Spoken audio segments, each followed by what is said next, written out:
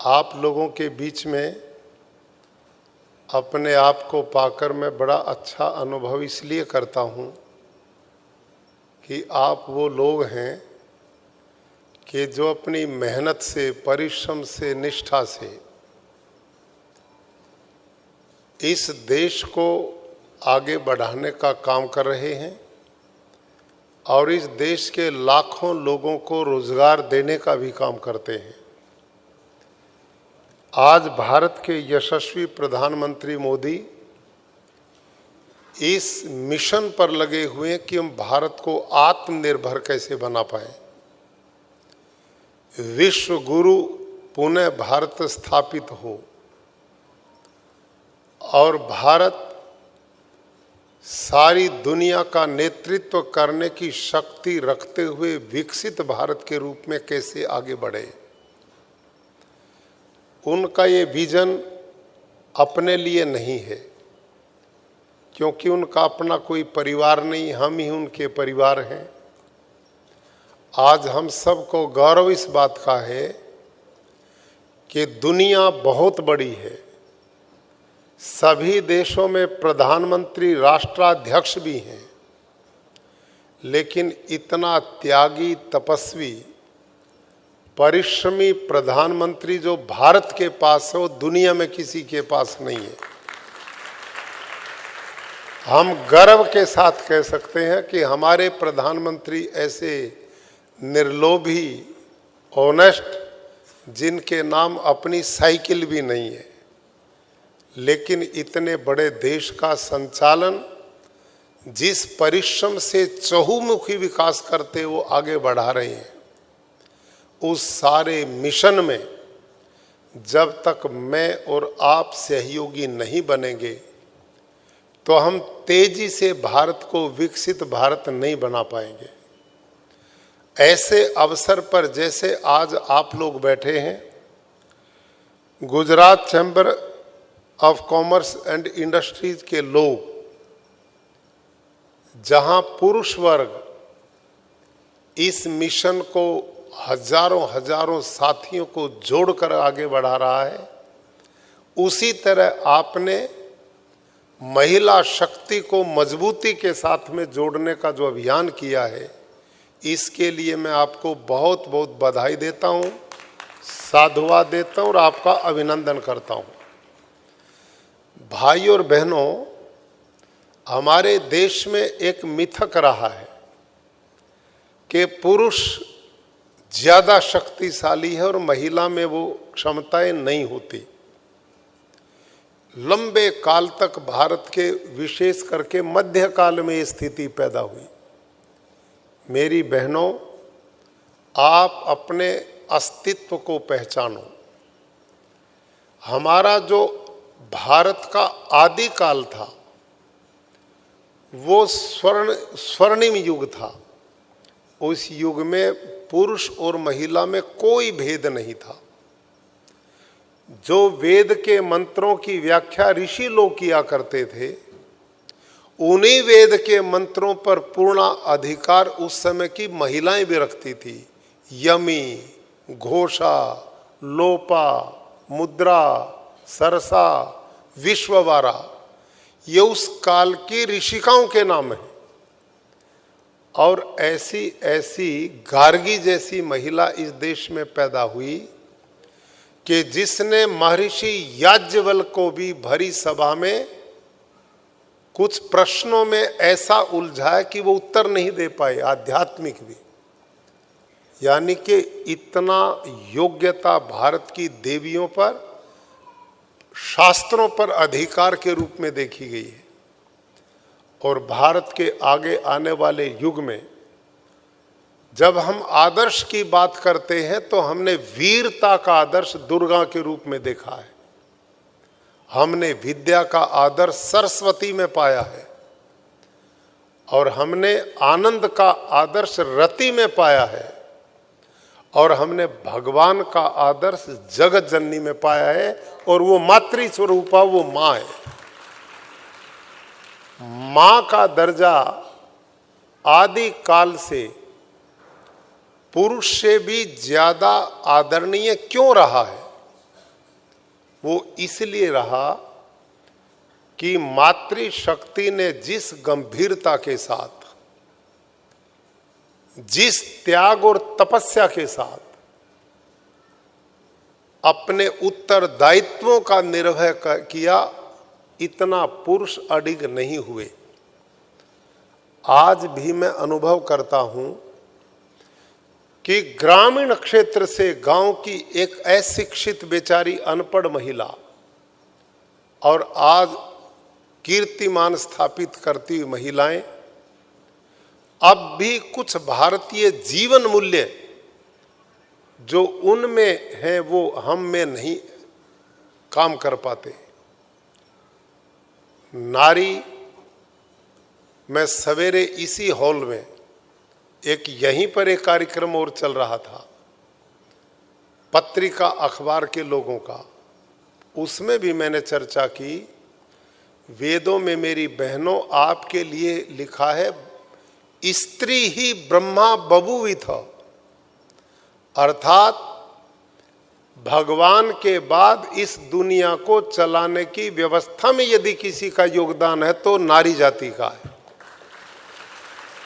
वो इस व्यवस्था को चलाती है। और आपने व्यवहार में भी लोक में देखा होगा, अनुभव करते होंगे, भगवान ना करे किसी के घर में गृहस्थ में रहते हुए पत्नी ना रहे और पुरुष बच जाता है, 2 बच्चे होते हैं तो पुरुष उन बच्चों को नहीं पाल पाता, नई शादी की इंतजार करता है। लेकिन इससे विपरीत किसी घर में कोई पति नहीं बचता और 2 बच्चे और पत्नी है तो वो पत्नी अपने मेहनत से, परिश्रम से अपने दोनों बच्चों को ईमानदारी से पालने की ताकत रखती है। ये व्यवहार में हम लोक में देखते हैं। इसलिए भारत के ऋषियों ने कहा यत्र नार्यस्तु पूज्यन्ते रमन्ते तत्र देवता।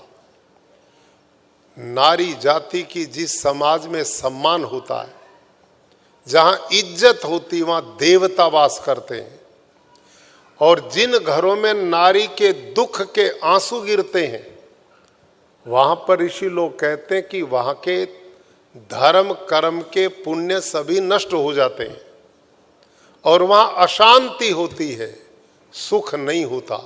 जब भारत ने आजादी के बाद इस देश की बेटियों के लिए सारे रास्ते खोल दिए आगे बढ़ने के, शिक्षा के क्षेत्र के, आप लोगों ने इंडस्ट्रीज के भी खोल दिए, सब खोल दिए, तो इसका परिणाम क्या है? इस समय गुजरात में लगभग 35-36 यूनिवर्सिटीज हैं जिनका मैं चांसलर हूं। हर साल कॉन्वोकेशन पे मैं जाता हूं और इस 5-6 वर्ष में मैंने अनुभव किया कि पहले 80% गोल्ड मेडल जो है वो बेटियां ले लेती हैं। पहले 80% टॉप जो क्लासेस में वो बेटियां आती हैं। हमारे पहलवान तो 20-1% हैं, वो तालियां बजाने के काम आते हैं। वहां पे मेडल वो लेती, तालियां वो बजाते हैं। ये अंतर मैं अनुभव करता हूं और आप भी देखते होंगे। आप जितने भाई बहन यहाँ पर बैठे हैं, ईमानदारी से देखो, कोई सौभाग्यशाली होगा जिसके बेटे टॉप करते होंगे, नहीं तो बेटियां ही हर क्षेत्र में टॉप करती हैं। ऐसा है कि नहीं? ये कहां से योग्यता बेटियों में आ गई? योग्यता तो भगवान ने दे करके इनको भेजा था, लेकिन हमने इनके रास्ते बंद कर दिए थे मध्यकाल में। अब वो रास्ते खुले हैं तो आज भारत की बेटियां फाइटर जहाज चला रही हैं। आज भारत की बेटियां डॉक्टर हैं, इंजीनियर हैं, पायलट हैं, बैरिस्टर हैं, जज हैं।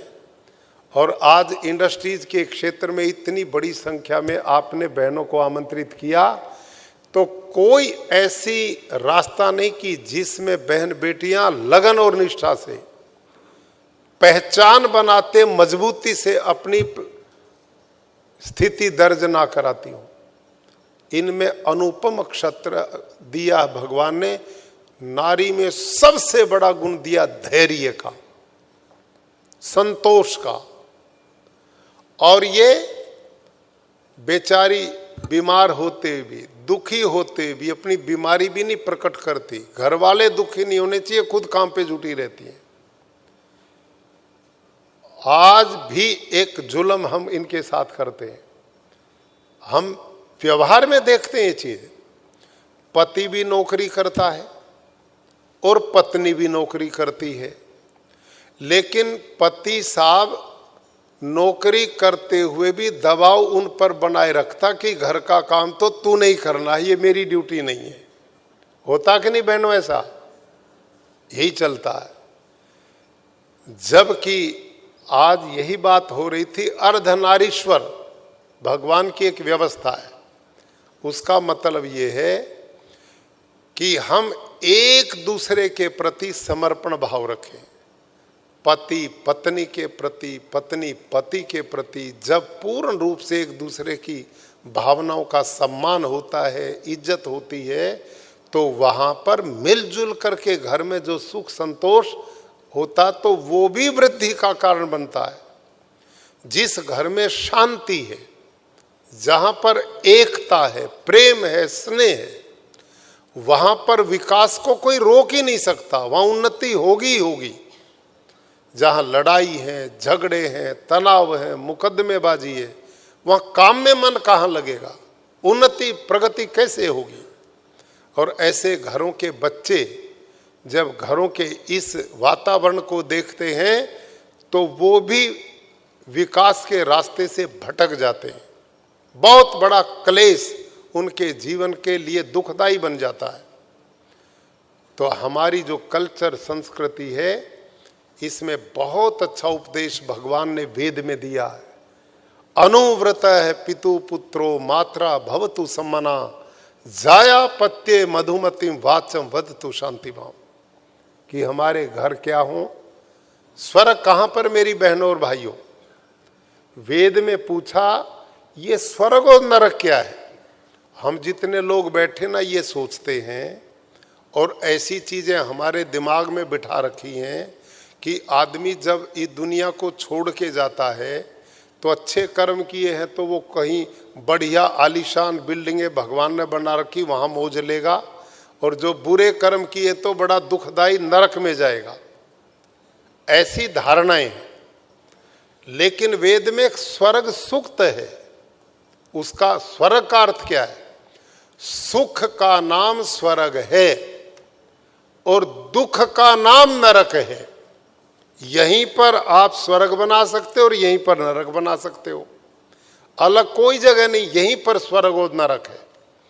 तो फिर भगवान से पूछा भक्त ने, भगवान मेरा घर स्वर्ग में बनाना चाहता हूं, कैसे बनेगा?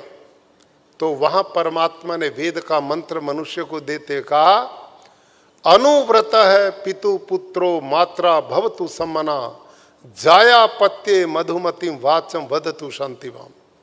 और दूसरा फिर मंत्र दिया, कहाँ स्वर्ग है? माँ भ्राता भ्रात्रम द्विक्षन्मा स्वसार मुत स्वसा समिंचो सव्रता भूतवा वाचम वदत भद्रया। मेरी बहनों, इसको आप ध्यान से सुनेंगे भाई भी। स्वर्ग कहाँ है? कि जिस घर में माता पिता ऐसा वातावरण बना दें मिल करके कि वहाँ के बेटे और बेटियां जिस घर के अपने पिता की आज्ञा का पालन करने वाले हों और माता के विचारों से विचार मिलाकर उनके अनुकूल चलने वाले हों, उन घर में स्वर्ग है। और जाया पत्ये मधुमतिम, जाया कहते हैं पत्नी को और पत्ये कहते हैं पति को, और मधु कहते हैं शहद को। मध बोलते हैं ना गुजराती में। अच्छा यूं बताओ, मध मीठा होता है कड़वा होता है? सूरत में भी मिठाई होता होगा, क्यों साहब? वेद की उपमा देखो, आश्चर्य है। वेद कहता है कि जिस घर में पति और पत्नी में शहद की तरह मतु मधुर संबंध होते हों। देखिए सोचिए, यहां तलाक के लिए कोई जगह नहीं थी देश में, यहां घर तोड़ने की कोई बात नहीं थी। यहां तो पिता अपनी बेटी की शादी करते एक बात बोलता था, बेटी डोला भी यहीं उठा है और अर्थी भी यहीं से उठेगी। पता ना पुराने लोगों को, ये संस्कार थे घर जोड़ने के।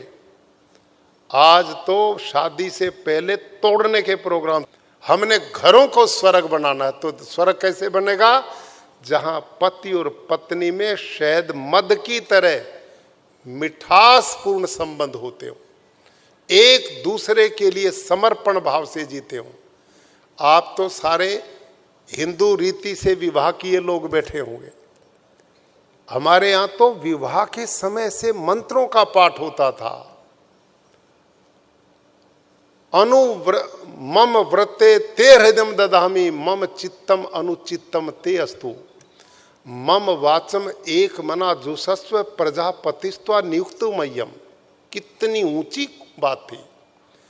जब विवाह का पवित्र बंधन आकर गृहस्थ में आए हो तो समर्पण होकर के पति पत्नी के हृदय पर हाथ रखता था और पत्नी पति के हृदय पर हाथ रखती थी और दोनों संकल्प लेते थे कि हम आज से कैसे आपस में मिलकर रहेंगे, कैसे अपने घर को आदर्श बनाएंगे, कैसे परिवार को स्वर्ग बनाएंगे। वहां पर प्रतिज्ञा करते हुए कहते हैं, समंजंतु विश्वे देवा सम आपो हृदयानि नौ सम मातरिश्वा सम धाता समु द्वेष्टि ददातु नौ। इसका अर्थ क्या मेरी बहनों? कहते हैं दुनिया में कि चीनी और रेत को आपस में मिला दो तो छोटी छोटी चींटियां होती ना, चीनी को खा जाती, रेत को छोड़ देती है। और एक और कहावत है, कहते हैं दूध और पानी को मिला दो तो हंस नाम का पक्षी दूध पी जाता और पानी को छोड़ देता है। लेकिन भारत के देश में विवाह के सूत्र में बंधते हुए हमें जो भगवान का आदेश दिया जाता था वो क्या कहा था? तुम ऐसे मिलकर के रहो जैसे जलों में जल मिलकर के उसे कोई अलग नहीं कर सकता। कैसे? आप एक लोटा जल सूरत का ले लो और एक लोटा जल आप अहमदाबाद का ले लो और दोनों जलों को एक बाल्टी में मिला दो। क्या दुनिया की कोई ताकत है कि उसमें से सूरत वाले को अलग कर दे और अहमदाबाद वाले को अलग कर दे? नहीं हो सकता। ये उपमा दी गई थी वेद में, हे गृहस्थ लोगों, हे होने वाले पति और पत्नी, तुम आपस में ऐसे मिलकर के रहो जैसे दो नदियों का जल आपस में मिलकर अलग नहीं होता। कितना बड़ी जीवन चिंतन था। जहां पति पत्नी में इतना प्रेम हो, जहां आज्ञाकारी बेटे बेटियां हों, और अगला फिर मंत्र बोलता है, तुम कैसे रहो, भाई भाई कैसे रहें। आपस में कहा भाई भाई से द्वेष ना करें और बहनें बहनों से द्वेष ना करें। सारे घर के लोग तुम ऐसे मिलकर के रहो जैसे कोई रथ होता ना, रथ, उसके पहिए के ऊपर कमानियां होती, कमानियां। आजकल तो दूसरा सिस्टम आ गया, शोकर लग गए हैं। पहले बूढ़े बड़े लोग जानते होंगे, कमानी होती थी, एक रखती थी, उसके ऊपर दूसरी, दूसरी पे तीसरी, तीसरी पे चौथी। होता क्या था, जब ऊपर वाली पर वजन पड़ता था ना रथ का तो दूसरी संभालती थी, और जब पहली दो पर पड़ता था तीसरी तैयार रहती थी, और जब तीनों पर पड़ता था तो चौथी संभालती थी। तो वेद उपदेश करता, गृहस्थ लोगों घरों को स्वर्ग बनाना है तो जैसे रथ के नाभि स्थल पर कमानियां जुड़ी हुई है ना, तुम एक दूसरे पर इतना सहारा बन जाओ, एक दूसरे की ताकत बन जाओ और एक दूसरे का संबल बन जाओगे तो रथ के ऊपर कितना भी वजन रखा हो गंतव्य स्थल पर पहुंच जाएगा। जिन घरों के लोग आपस में इतना प्यार रखते हैं, इतना स्नेह रखते हैं, वहां स्वर्ग होता है। ये तो प्रसंग से बाहर की बात मैं आपके बीच में ले आया, और इसलिए ले आया कि हम जिस देश के लोग हैं, हमारी संस्कृति वैदिक है, हमारी वेदों की संस्कृति, ईश्वर ज्ञान की संस्कृति है। आज इस भौतिकवाद की चकाचौंध में हमारी युवा पीढ़ी जा रही, खान पान को भूल रही है, पहनावे को भूल रही है, व्यवहार को भूल रही है, कर्तव्य से विमुख हो रही है। और इसका परिणाम धन है, बंगले हैं, गाड़ियां हैं, लेकिन सुख नहीं है, आनंद नहीं है। ईर्ष्या द्वेष की अग्नि में जल रहे हैं। न परिवारों में आनंद है, न समाज में आनंद है, न देशों में है। अब तो दुनिया युद्ध की ओर बढ़ रही है। ये अहंकार, ये तनाव, ये मारधाड़ कभी सुख का कारण नहीं बनते। इसलिए मेरे भाइयों और बहनों, आप जिस समाज के लोग हैं वो बहुत सभ्य और शालीन लोग हैं। आप में मेरी बहनों, आपके जो पति लोग हैं वो सारे उद्योग जगत से जुड़े हुए हैं और वो इतनी मेहनत और अपनी बुद्धि कौशल के द्वारा कुटीर उद्योग, मध्यम उद्योग, बड़े उद्योग स्थापित कर रहे हैं। कोई भी राष्ट्र जब उन्नति करता है तो अनेक तरह की उन्नतियों में बहुत बड़ी उन्नति का और आत्मनिर्भरता का कारण ही उद्योग होता है। जिस राष्ट्र में छोटे बड़े उद्योगों से जनता जुड़ी होती है, वहां लोगों की जरूरतें भी पूरी होती हैं, आर्थिक रूप से भी समृद्ध होता है, आत्मविश्वास भी पैदा होता है और वो देश भी आत्मनिर्भर होकर के आगे बढ़ता है। एक युग था मेरी बहनों और भाइयों, जब भारत को सोने की चिड़िया बोलते थे।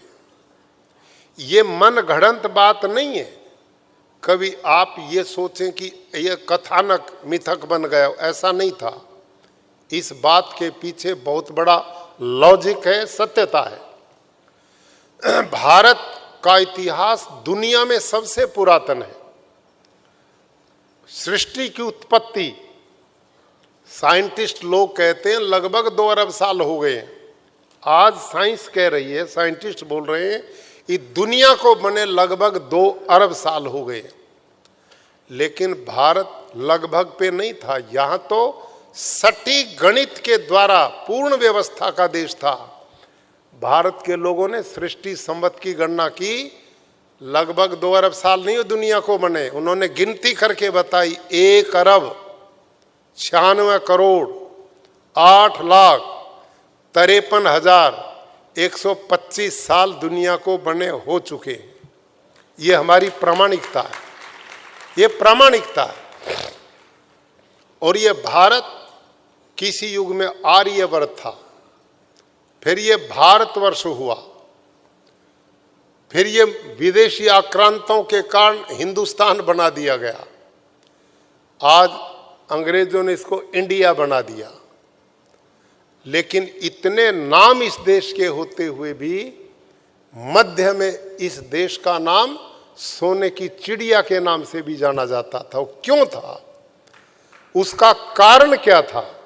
उसका कारण जो आप लोग बैठे ना, वो ये थे। आप उद्योगपतियों का उसके पीछे बहुत बड़ा योगदान था। हमारे सभी भाई बहन बंधु कुटीर उद्योग से जुड़े हुए थे उस काल में, और उसका सिस्टम कितना जबरदस्त था, इसको ध्यान से सुनना। भारत के गांव-गांव के अंदर कुटीर उद्योग थे माताओं। और मेरी तो उम्र 65 साल हुई है। मैंने उन कुटीर उद्योग का बहुत बड़ा नमूना अपनी बाल्यावस्था में अपने गांव में देखा है, उस काल में देखा। लेकिन ये तो बहुत पिछड़ा हुआ इलाका था। वो काल पहले वाला बहुत उन्नत था। उसमें क्या होता था, एक गांव के अंदर लोहार लोहे का काम करता था, स्वर्णकार सोने का काम करता था, आभूषण बनाता था, चर्मकार जूती बनाने का काम करता था, कुंभकार बर्तन बनाने का काम करता था, लकड़ी का मिस्त्री लकड़ी का काम करता था, बाल नाई काटता था, जूती बनाने का काम चर्मकार करता था, जुलाहा वस्त्र बुनता था। मतलब एक व्यक्ति की जीवन की जितनी जरूरतें थी वो गांव में ही कुटीर उद्योग के द्वारा पूरी हो जाती थी। और फिर वो जो गांव की इकाई थे, जिनको जिस चीज की जरूरत थी वो उसका आदान प्रदान करके अपनी जरूरत पूरी करते थे। और जब उनकी आवश्यकता से ज्यादा उत्पादन होता था तो फिर आप जैसे बड़े बड़े उद्योगपति व्यापारी उन गांव में जाते थे और उन गांव में जो बचा हुआ माल उनकी जरूरत से ज्यादा होता था उसको वो गांव के लोगों से खरीदते थे और उस सामान को फिर भारत के समुद्री जहाज, दुनिया में सबसे उन्नत होते थे उस काल में, सबसे उन्नत, वो व्यापारी लोग उस हर गांव के सामान को अपने अपने इलाके का इकट्ठा करते थे और समुद्री जहाजों में भरते थे और फिर दुनिया के हर देश में समुद्री मार्ग से उसका निर्यात करते थे। जिस दुनिया में निर्यात करते थे, जो सामान बेचते थे, उसके बदले में ये कागज के नोट नहीं लेते थे, उसके बदले में व्यापारी सोना लेते थे और सारी दुनिया का सोना इस देश में इकट्ठा हो गया। तो फिर इस देश का नाम क्या पड़ा? अब बताओ आप, आई समझ में बात? ये था भारत का सोने की चिड़िया बनने का इतिहास। सारी दुनिया का सोना इस देश में इकट्ठा हो गया था और उसका आधार मेरी बहनों ये छोटे छोटे कुटीर उद्योग थे। सब अपना काम अपने हाथ से करते थे। कला में बहुत बहुत माहिर हमारे देश की बहनें थी, बेटियां थे, युवा थे, बच्चे थे। कृषि से लेकर सब तरह के छोटे उद्योग गांव गांव के अंदर होता था। हम इतने आत्मनिर्भर लोग थे, अपनी जरूरत तो पूरी करते थे, दुनिया की भी पूरी करते थे। और वो सोने की चिड़िया जब दुनिया में देश बना तो आप जानते हो जब धन ज्यादा आता है इसे संभालना भी सामान्य व्यक्ति के वश की बात नहीं, बहुत बुद्धिमान आदमी चाहिए। धन जब आता है तो अपने साथ बहुत बीमारियों को लेके आता है, बहुत बुराइयों को भी लेके चलता है। समझदार लोग वो होते हैं जो संस्कारों के द्वारा, अपने महापुरुषों के विचार के द्वारा उस धन के दबाव में आकर अहंकार से बचे रहते हैं, व्यसनों से, बुराई से बच जाते हैं और अपने धन को मानव कल्याण के लिए, प्राणी मात्र की भलाई में लगाकर अगले जन्म की पूंजी इकट्ठा करते हैं। ऐसे सौभाग्यशाली लोग होते हैं। लेकिन हमारे देश में उस काल में तो आज का युग बड़ी प्रगति का युग है, टेक्नोलॉजी का युग है, दुनिया तेजी से आगे बढ़ रही है। तो भारत उसमें पीछे रहने वाला देश कभी रहा ही नहीं। समय समय पर ऐसे महापुरुष इस देश में भगवान की शक्ति के द्वारा आते रहे कि जो इस देश के लोगों का पथ प्रदर्शन करते, रास्ता दिखाते हैं। आज ऐसा नेतृत्व इस देश को मिला हुआ है कि जो भारत का चहुमुखी विकास के लिए लगा हुआ है। प्रधानमंत्री जी ने तो संकल्प लिया है कि अब मैं भारत की महिलाओं को लखपति दीदी बना रहा हूं। इस देश में लखपति दीदी का एक अभियान चला, गांव गांव की बेटियों का। तो इसके पीछे उनकी सोच कि हमारी बहन बेटियों में जो क्षमता है, जो ताकत है, जो मेहनत करने का जज्बा है, वो किसी से पीछे रहने वाली नहीं है।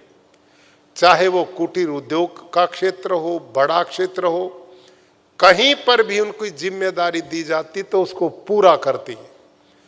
जब भाई और बहनों एक आदमी होता तो अकेला होता है और जब उसके बराबर में एक और खड़ा हो जाता और एक और एक 11 हो जाते हैं। समझ में आई बात? जब घर का एक पति काम करता है, पूरा परिवार पालता तो गुजारा नहीं होता। जब महिला भी साथ में आती तो 11 बन करके परिवार के अन्य लोगों को भी आगे बढ़ाने में बहुत बड़ी ताकत बन जाते हैं। तो आज का युग आगे बढ़ने का युग है। आप मेरी बहन बेटियां जो इस क्षेत्र में रुचि रखती हैं और आपके पति लोग जो आप Gujarat chamber of commerce and industry से जुड़े हुए लोग हैं, मैंने जो इनकी परंपरा देखी वो भी बड़ी अच्छी लगी है कि यहाँ चुनाव लड़ाई नहीं होती, यहाँ संघर्ष नहीं होता, यहाँ निश्चित समय होता। भाई इतना समय आपको मिला है, खुल करके काम करने का मौका है। फिर दूसरा आदमी सोच रहा होगा मेरा नंबर आया तो इतना मैं करूँगा, उसको भी मौका दे देते हैं। तीसरा तब सोचता, उसकी भी तैयारी रखते हैं।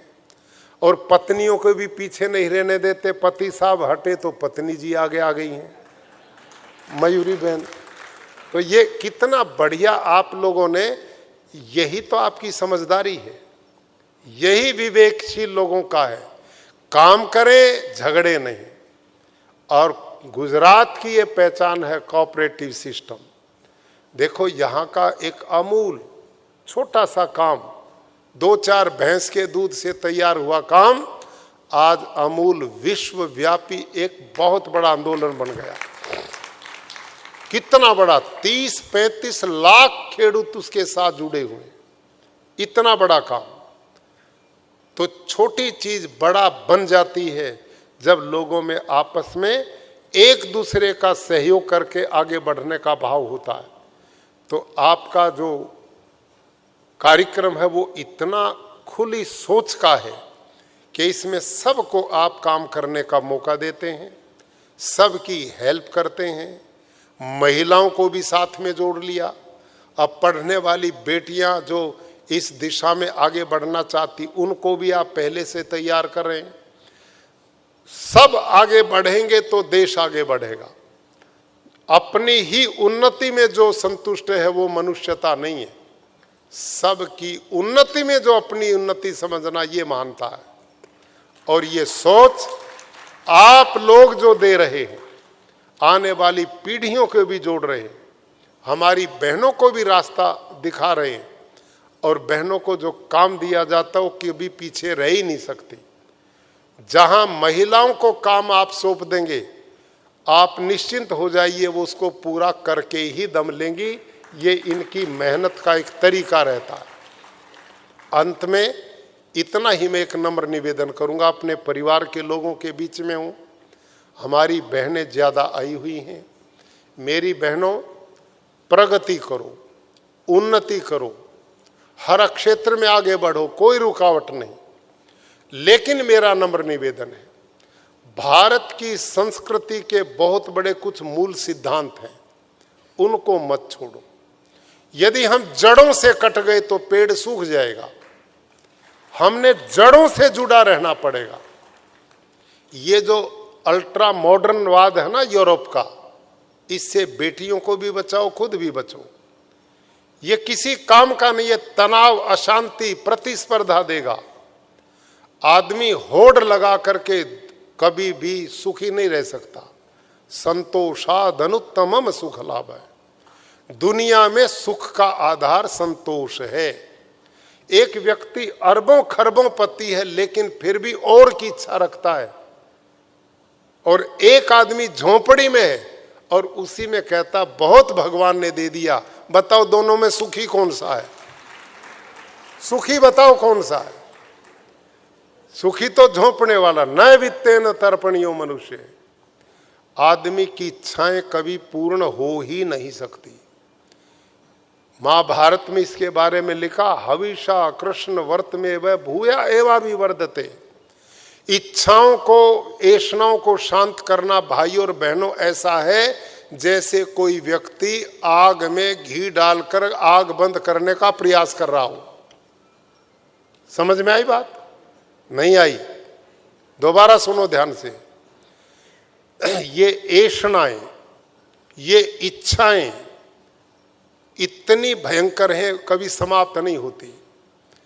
ऐष्णाएं ऐसी हैं जैसे कोई व्यक्ति आग में घी डाल डाल करके कहता हो कि ये बंद हो जाए।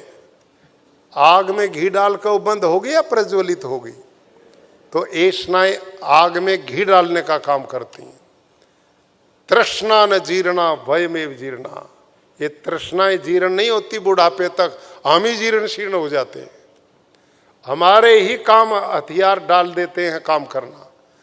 तो वहां पर भारत की संस्कृति संदेश देती संतोष, धैर्य, क्षमा, परोपकार, दयालुता, कर्तव्यपरायणता, जिम्मेदारी, ये सब चीजें हमारी ताकत बनती हैं।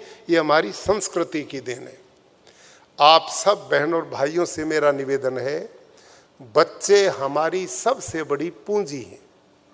आप और हम किन के लिए रात दिन घूमते हैं? बच्चों के लिए कि ये सुखी हों।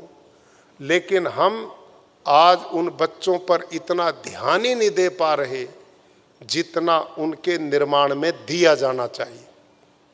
न हमें उनके खान पान की चिंता है। जो टीवी में देख लेते हैं उसी पे जुट पड़ते हैं। आज बहुत भारी मात्रा में पिज्जा, बर्गर, मोमोज, चाउमीन, आप बताओ ना। आप, मेरे को तो नाम भी याद नहीं क्योंकि मैं खाता नहीं।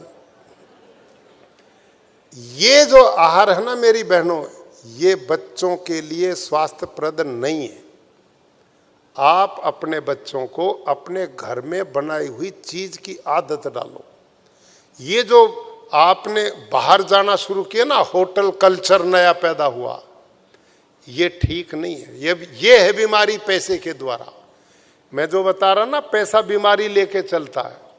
तो जब पैसा बढ़ता तो हमने किचन में जाना ही छोड़ दिया। फिर सारे गाड़ी में भरते और वहां पहुंचते हैं होटल में। और वहां क्या आपको क्या विश्वास है कि जितना शुद्ध आप बच्चे को खिला रही थी ना, वो भी खिलाएंगे? क्यों साहब? माँ जब भोजन बनाती है उसमें क्या भावना है कि मेरे घर का जो व्यक्ति मेरे हाथ के भोजन को खाएगा वो बलवान बनेगा, बुद्धिमान बने, धर्मात्मा बने, जितेंद्रिय बने, परोपकारी बने। माँ और बहन बेटी का तो ये भाव है। क्या होटल वाले का भी ये भाव रहेगा? उसका भाव तो आपकी जेब पे है। और ये सोचे खाए कम और दे ज्यादा जाए। क्यों साहब, है कि नहीं?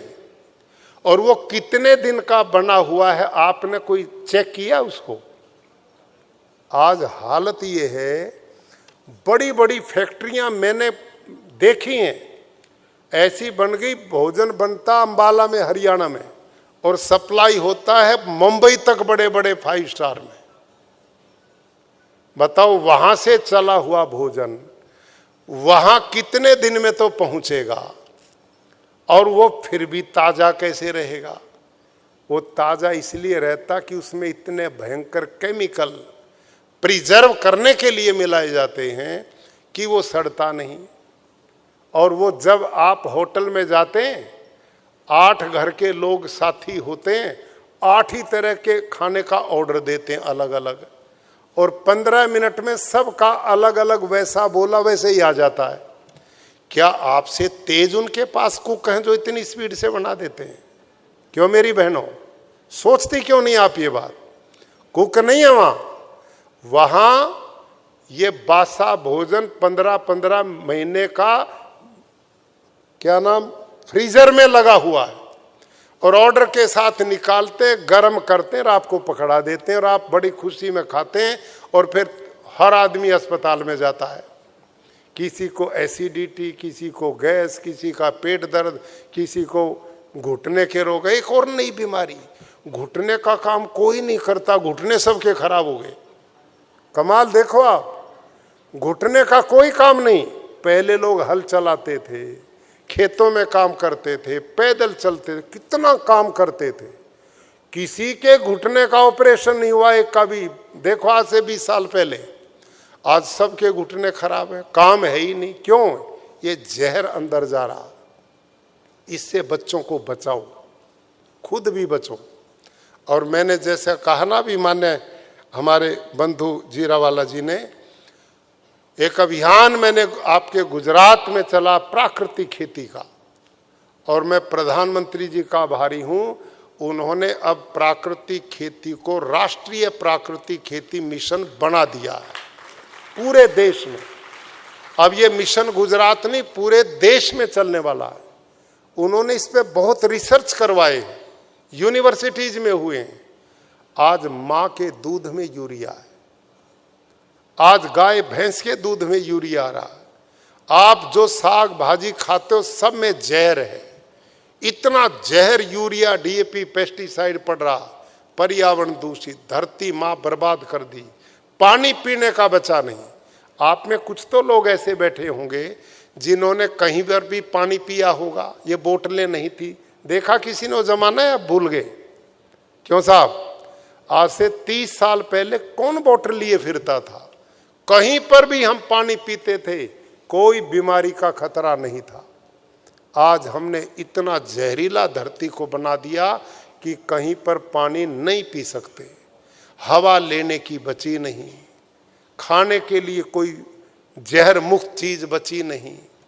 धरती जहरीली, पशुओं का दूध जहरीला, माँ का दूध। मैं आज दोपहर पहले बता रहा था, ये जो पत्रिका अखबार है, एक दिन इस पर फ्रंट पेज पर लेख आया। एक doctor Mamta Sharma, lady scientist मेरी बहनों, उन्होंने हनुमानगढ़ में अपना प्रेजेंटेशन दिया राजस्थान में, और उस महिला ने 30 ऐसी बहनों को लिया जिन्होंने अभी एक महीना पहले बच्चों को जन्म दिया था। उन सभी बहनों के बच्चों से ब्लड सैंपल लिए और लैब में भेजे। सभी बच्चों के ब्लड में पेस्टिसाइड पाए गए, 30 के 30 बच्चों में पेस्टिसाइड। माँ का दूध जो बच्चों को पिला रही, वो दूध चेक किया, उसमें यूरिया पाया गया। आज कैंसर, हार्ट अटैक छोटे छोटे बच्चों में आ गया। हम क्या सोचते थे कि 50-60 साल के बाद हार्ट की गड़बड़ होती है, ये विचार था पहले। आज मैंने सूरत की कुछ दिन पहले घटना पढ़ी थी। 8 साल की स्कूल में पढ़ने वाली बच्ची बेंच से गिरी और मर गई। हुई थी ना घटना यहाँ, 8 साल की बच्ची। पोस्टमार्टम करा तो हार्ट अटैक।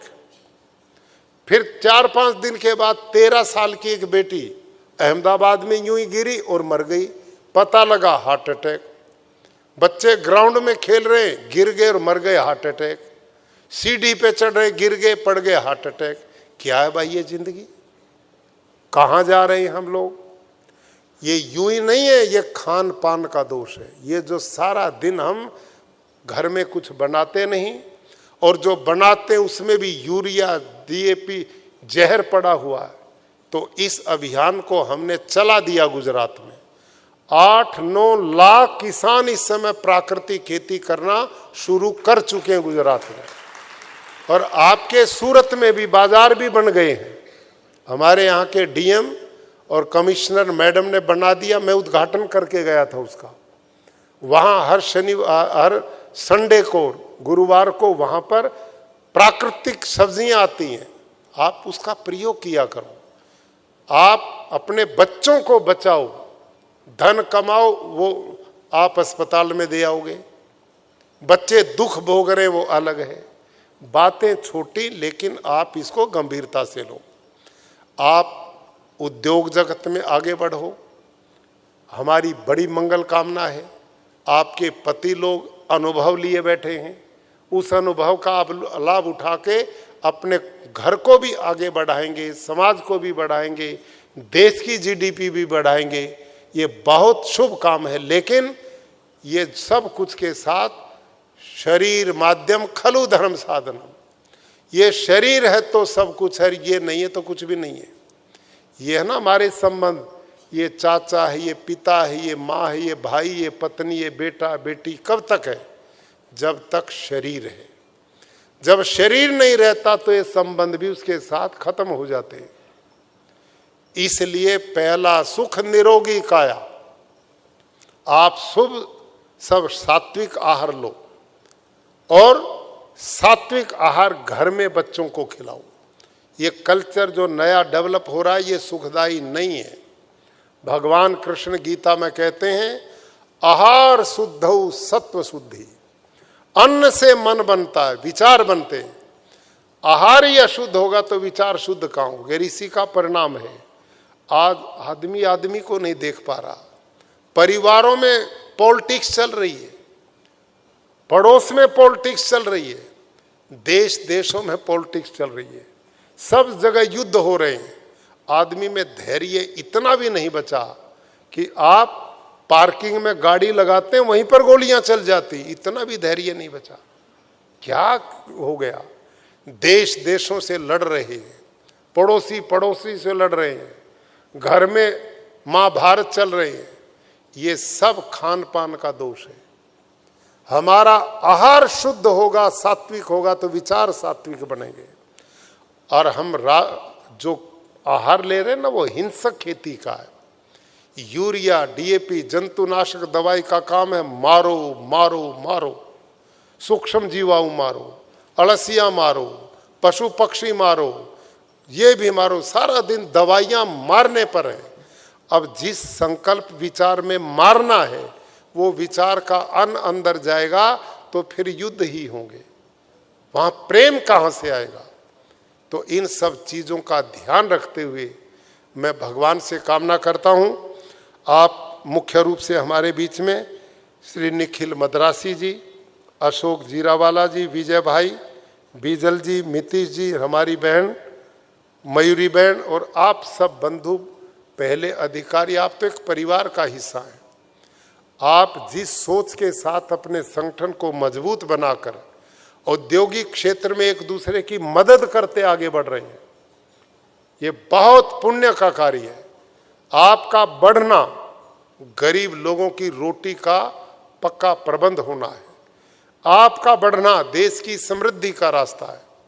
आपका उन्नति करना भारत की जीडीपी की ग्रोथ है और आपका बढ़ना भारत के राष्ट्र को आत्मनिर्भर बनाना है। आपका बढ़ना भारत को विकसित भारत बनाना है। इसलिए आप सबके उत्तम सुंदर मंगल भविष्य की कामना करते हुए आपने मुझे बुलाया। कई तरह की बातें मैंने पता नहीं आपकी पसंद आई होंगी कि नहीं, जो समझ में आई वो मैं कह देता हूँ। इन्हीं भावों के साथ आपको बहुत बहुत शुभकामनाएं। धन्यवाद।